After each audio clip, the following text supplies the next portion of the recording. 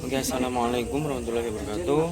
Alhamdulillahirobbilalamin wassalatu wassalamu ala rasulil karim amma ba'du. Pada malam hari ini saya akan menjelaskan topik dari kitab Sulaiman. Hari ke yang akan menjelaskan tentang hilangnya cincin Nabi Sulaiman. Nah, jadi pertama-tama ada firman Allah terdapat di surat Sot ayat 34. Nah, situ dijelas artinya bahwa Nabi Sulaiman gimana ya, melihat sebuah jasad di sebuah singgasananya, kemudian itu bertobat.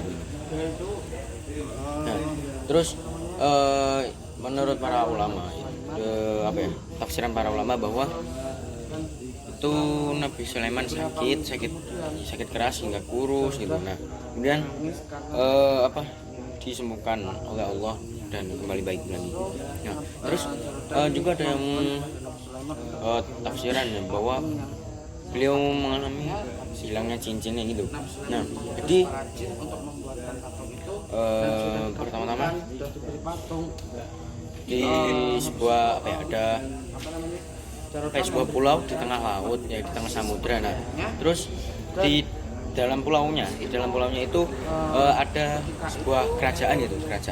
Nah, terus di kerajaannya itu kayak mereka sombong gitu karena kayak nggak ada yang pernah sana gitu kan, nggak ada yang bisa, jadi sombong gitu. Nah, terus oleh Nabi Sulaiman kan dia penguasa angin, jin, manusia semuanya lah gitu. Nah, itu jadi kayak mereka itu menyerang ke kerajaan tersebut. Nah, terus setelah berperang kan akhirnya kalah mereka yang berada di pulau. Akhirnya si Nabi Sulaiman itu membawa anak dari sang raja, yaitu putrinya itu yang sangat cantik jelita. Terus karena Nabi Sulaiman jadi jatuh cinta, nah jadi dinikahin. Setelah udah dinikahin dan istrinya masuk Islam dalam kan terpaksa. Nah, terus jiwanya sang istri itu dipenuhi rasa ketidakpahaman gitu. Jadi nggak paham tentang agama Islam itu gimana karena berkebalikan dengan dari kebudayaan leluhurnya gitu, kebudayaan pulaunya. Nah, terus kemudian istri itu bernama Jarodah. Nah, terus setelah menikah sang istri itu selalu menangis ketika ia teringat ayahnya, selalu menangis dan air mata tidak pernah berderai. Nah, terus pada suatu saat sang Nabi Sulaiman itu pernah bertanya, ada apa denganmu? Terus istrinya bilang, aku kangen dengan ayahku, tanah kelahiranku, banyak keringetan tentang masa lalunya itu. Dia jadi kayak nangis gitu, sedih gitu karena telah dihancurkan. Nah, terus saya bilang ini, andaikan engkau bisa membuat patung yang mirip dengan ayahku, maka semoga saja dapat membuat hatiku sedikit tenang gitu.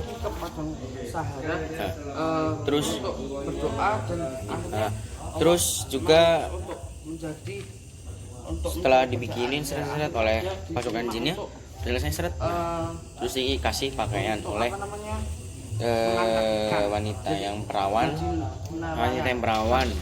punya seberapa perawan itu yang nggak sedang punya masih suci gitu. Terus setiap kali Nabi Sulaiman keluar dari rumahnya itu, sang istrinya itu diam-diam kayak sujud ke patungnya, jadi kayak nyembah patung ayahnya sama pelayan wanita. Nah, ketika Nabi Sulaiman selama 40 hari itu Nabi Sulaiman nggak tahu sama sekali. Nah, terus ada salah seorang pengawal. Nah, itu pengawalnya karena saking dekatnya dengan Nabi Sulaiman, dia bisa bebas keluar masuk gitu. Ya, yang penting assalamualaikum gitu. Terus setelah dia mengetahui, pengawalnya tahu kalau misalkan mereka menyembah berhala, nah Nabi Sulaiman dibilangin,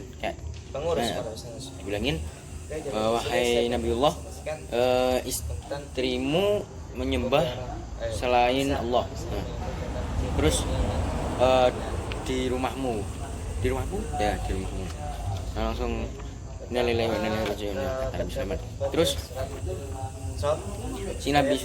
sang Nabi Sulaiman, beliau tuh datang ke rumahnya, seret langsung hancurin, biar ataunya langsung dihancurin. Terus dia pergi ke padang Sahara yang beralaskan abu, terus bertobat, bersujud. Ampunilah hamba, ampunilah istri hamba. Nah, terus pada suatu ketika beliau ingin membuang hajat, kemudian cincinnya itu dititipkan pada Aminah. Kenapa? Karena setiap kali beliau ingin ke WC atau berjima dengan istrinya, nah itu beliau selalu titipkan kepada Aminah, ya, itu budak perempuannya. Kenapa? Karena beliau ingin memakai cincinnya dalam keadaan suci, gitu. Karena cincinnya itu memiliki 4 sisi. Sisinya itu ya pokoknya ada macam, ada la ilaha illallah, ada asyhadu la ilaha illallah, ada ayat-ayat gitu. Terus ketika dititipin kan sang Nabi Sulaiman masuk ke kamar mandi. Nah, terus Sulaiman nungguin itu, masih megang. Terus ada seorang setan bernama Sohor al-Marid, itu dia nyamar di Nabi Sulaiman. Cincinku wahai Aminah. Nah, itu saya dikasih seret, kan dia persis. Nah, terus setelah Nabi Sulaiman yang asli keluar dari kamar mandi, diminta cincinku. Nah, terus kau bukan Sulaiman bin Daud. Nah, terus gak percaya karena kayak di pokoknya setelah Nabi Sulaiman tahu bahwa ada yang menyamar jadi dirinya. Nah, terus dia karena lapar, dia minta makan sama istrinya. Terus kemudian dia diusir dan diludahin mukanya. Terus dia keluar dari kerajaan dan sampai saking laparnya itu dia sampai minta-minta pada warganya sambil berkata, aku Sulaiman bin Daud.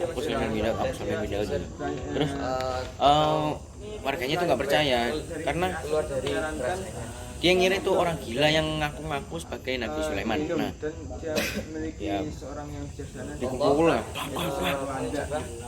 dengan ngaku-ngaku gitu. Terus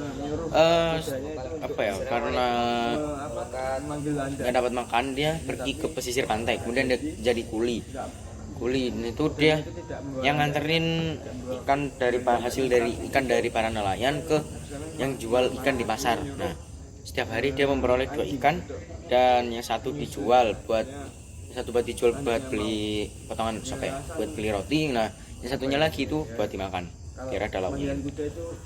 Nah, terus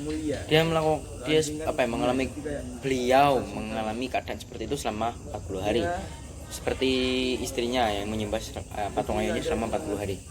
Nah, terus beliau juga berpikir bahwa ini merupakan hukuman dari Allah Subhanahu wa taala karena perbuatan istrinya. Nah, terus di kerajaan juga terdapat masalah karena keputusan sang raja palsu itu bertentangan dengan kayak walinya gitu, kayak pati-pati gitu, kayak menteri-menterinya gitu. Nah, itu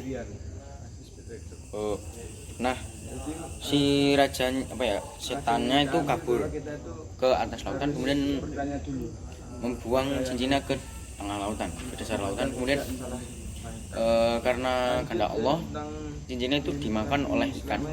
Nah, terus ikannya itu ditangkap oleh majikannya Nabi Sulaiman, terus dikasih upah dan Nabi Sulaiman dibakar. Terus ketika beliau membuka perutnya, nemu cincinnya, dipakai dan alhamdulillah. Nah, ketika beliau kembali ke kerajaan tersebut, nah beliau disambut oleh dia. Nah, jadi ya seperti itu kisahnya. Mungkin sekian dari saya. Wassalamualaikum warahmatullahi wabarakatuh.